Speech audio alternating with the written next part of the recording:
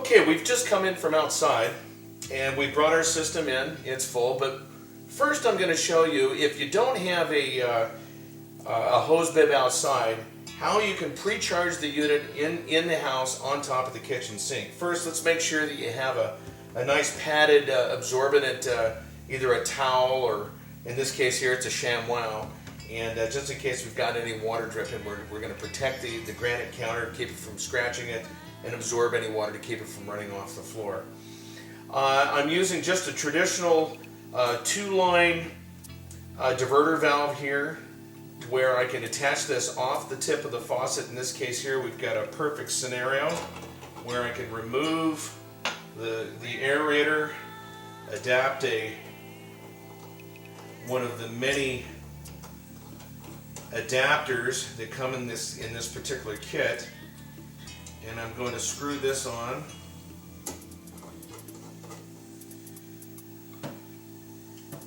And got it all nice and tight. I've already done a temperature check here. With my valves open, I know exactly where I can have my hot and cold. Most cases, normal operation, you want cold. But in this case, we've got 52-degree water. So I'm going to adjust the temperature up so that we can speed the rate of production up and get it to its optimum operating temperature, which is 77 degrees. And that way I know that I'm getting close to my 50-gallon-a-day production, which is the rating of the membrane.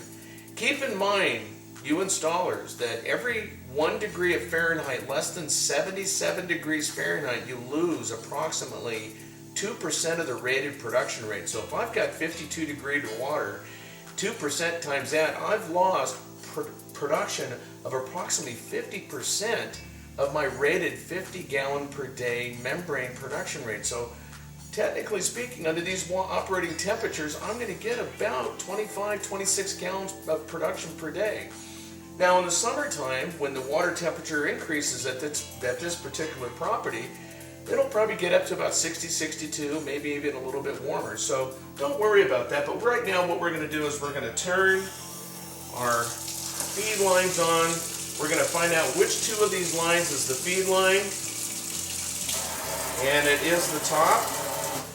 I'm going to divert that. This is the feed line. I'm going to apply this to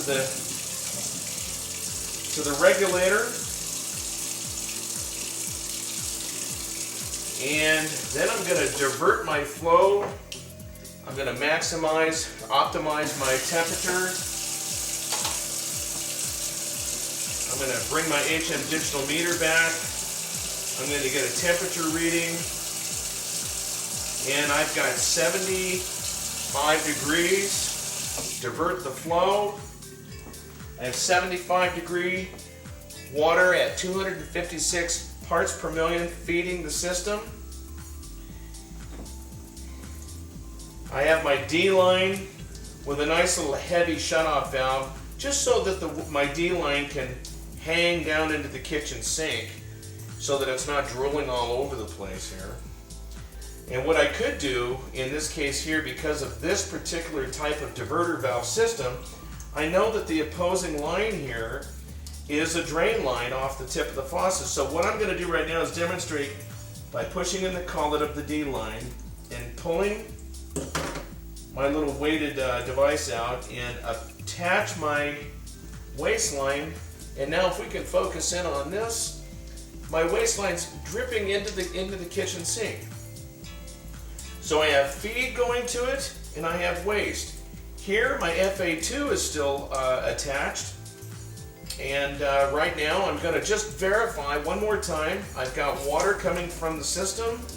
I'm showing pressure on my gauge. Nice flow. If we can focus back up on the gauge here, bam.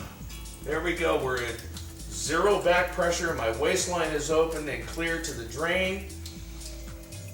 This device, by the way, I still have my SQ device hooked up, my purge device. I'm going to remove that line right now. And while it's at zero back pressure, I can still remove that line. And I'm going to pin that right now. And now these pieces here I can put back in my installation kit save it for the next install. And after I'm done with my installation, I've got my sink drilled. In this case here, it's a granite countertop. You installers, be careful drilling holes through granite. Make sure that you've covered that in your installation fee. Just in case you crack it, make sure you're covered with insurance. While I'm going to complete the rest of the installation, I'm going to go drill my sink. I'm going to attach my feed water adapter valve underneath off the cold water stopcock and my drain. Meanwhile, this system, while I complete the rest of that work, is now filling up and getting ready for under the counter installation. So this here is just another way of pre-charging the unit on site, taking all the necessary steps and procedures and precautions to protect the counter, making sure that the system is, once again, hydraulically sound. I can do my leak inspections, making sure I'm not leaking under the control valve or at the tank where the manifold joins the tank. My filter housings are complete. I have no water dripping.